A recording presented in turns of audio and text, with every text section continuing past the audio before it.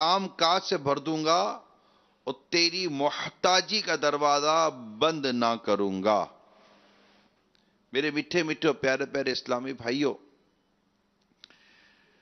یاد رکھیے کہ نیک اعمال جو ہے نا، یہ اس سے رزق کے دروازے کھلتے بھی ہیں اور رزق میں برکت بھی ملتی ہے۔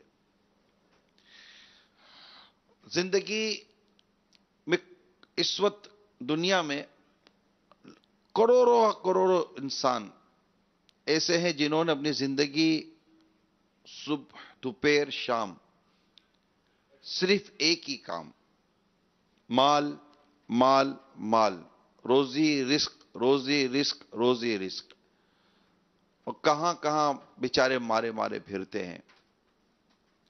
آج یہ بھی ذہن بنا لیں، کچھ اس مدنی پھولوں پر بھی غور کر کے میدان میں آ کر دیکھ لیں کہ ہم اپنی زندگی کو اللہ تعالیٰ کی راہ میں گزاریں اور اپنی سوچ پر، اپنے خیالات پر، اپنے احساسات پر، اپنی خواہشات پر آخرت کی فکر کو غالب کر دیں اور اللہ تعالیٰ کی عبادت اور عبادت میں مصروف ہو جائیں۔ پھر دیکھیے کہ رزق کے دروازے کیسے کھلتے ہیں۔ دنیا میں کافی ایسے لوگ ہیں جو بڑے پریشان حال گھومتے ہیں، میں نے بھی دیکھے ہیں، یورپ میں بھی دیکھا ہے، افریقہ میں بھی میں نے دیکھا ہے۔ وہ الگ بات ہے کہ بعض ممالک میں انہیں گورنمنٹ کی طرف سے فنڈ دیا جاتا ہے بے روزگار لوگوں کو، وہ یہ کوئی زندگی نہیں ہے۔ مگر یہ ضرور میں نے دیکھا ہے کہ یہ پریشان ہیں، قرضے چڑھ گئے، روزی رزق میں ان کی تکلیف ہے، مگر یہ نماز نہیں پڑھتے، نیکی کی طرف نہیں آتے، اتنا خیال نہیں کرتے کہ دنیا میں بھی کچھ نہ بنا سکے تو کیا قبر بھی تنگ ہوگی؟ دنیا تاریک ہے، کیا قبر بھی تاریک ہوگی؟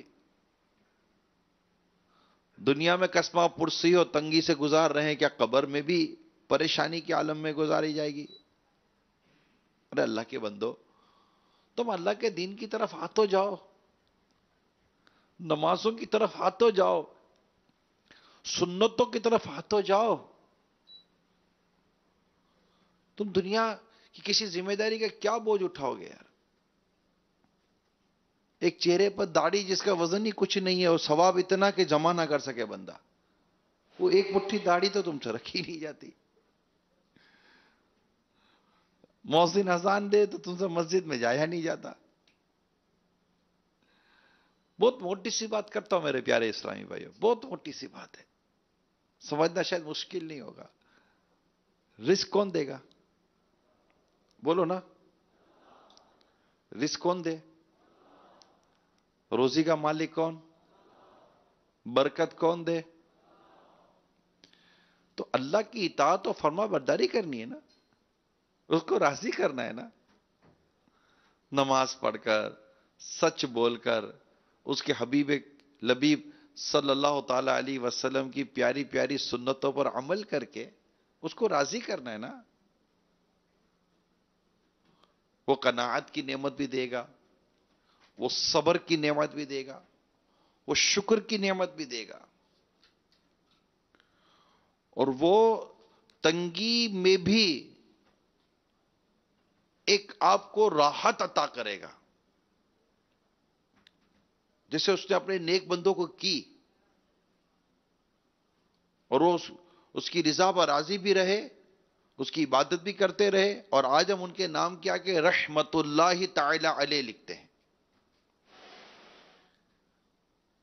تو اس مختصر سے وقت میں جب ہم امیل سنت کی آمد کا انتظار کرتے ہیں، میں کچھ نہ کچھ آپ کو بعض اوقات جس کو انگلش میں کہتے ہیں نا ٹپس دینے کی میری نیت ہوتی ہے کہ ایک شارٹ ٹائم ہوتا ہے، بعض اوقات چند منٹ ہوتے ہیں، تو میں کچھ آپ کو اس طرح کی جو مدنی ماحول میں کتابوں مطالعہ کر کے جو کچھ تھوڑا بہت سمجھ میں آیا پڑھا وہ میں آپ تک بڑھا دوں.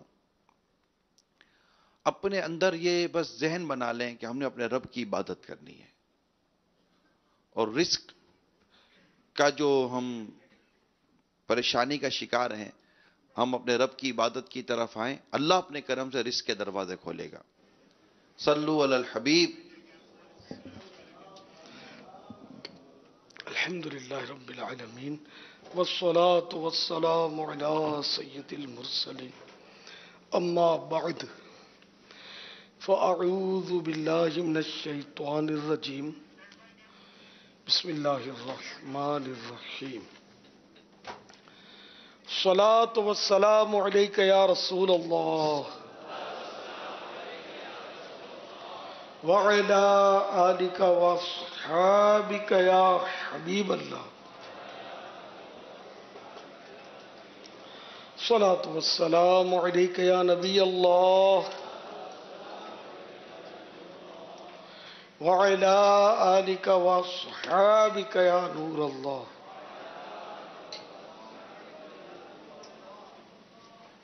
نویت سنت الاعتکاف.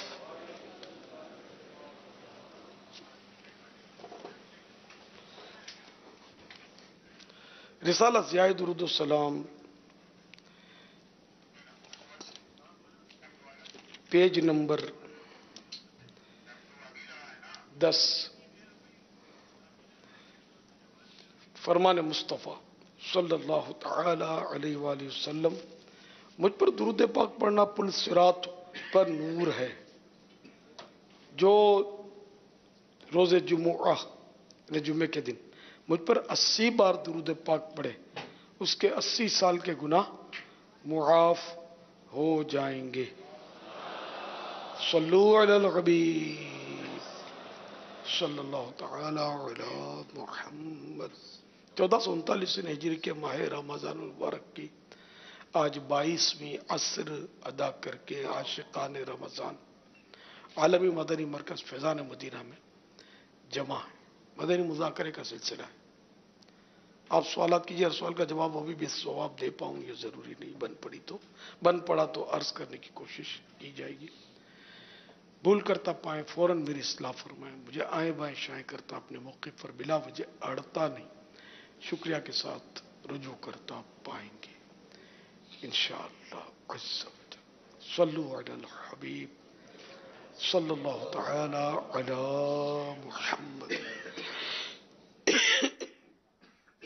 میرا نام محمد رمضان اتاری ہے. میرا آپ سے یہ سوال تھا کہ ایک روزہ دار ہے جس کو پتہ ہے کہ گرگرہ کرنے سے روزہ ٹوٹ جائے گا، لیکن وہ اس وقت بھول جاتا ہے کہ گرگرہ روزے کو دان نہیں کرتے، تو اس سے اس کا روزہ ٹوٹے گا یا نہیں؟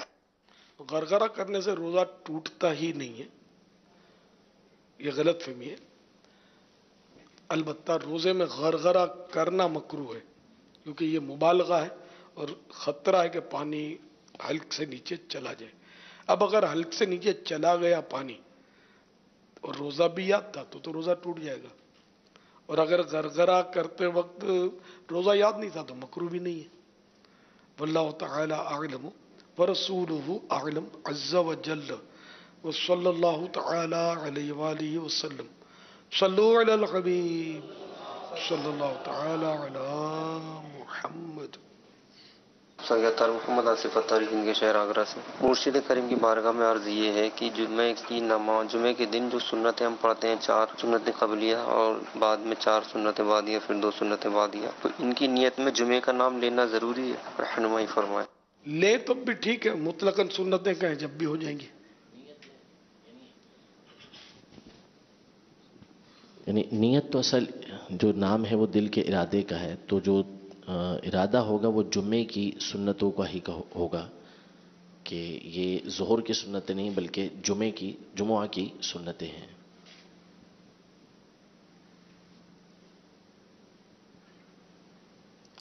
صلو علی الحبیب صلی اللہ تعالی علی محمد. امیر سنت کے جو لائیو فیس بک پیج پر مدنی مذاکرہ جا رہا ہے، اس پر سوال ہے، یہ سید عمیر گیلانی ہیں اتاری، کہ نفل نماز اگر کھڑے ہو کر پڑھیں تو زیادہ ثواب ہے بیٹھ کر پڑھنے کی نسبت، یہ ارشاد فرما دیں۔ ہاں اگر بلا عذر بیٹھ کر پڑھیں گے نا نفل تو آدھا ثواب ملے گا۔ واللہ تعالی اعلم ورسولہ اعلم عز وجل وصلی اللہ تعالی علیہ وآلہ وسلم۔ صلو علی الحبیب صلی اللہ تعالی علی محمد۔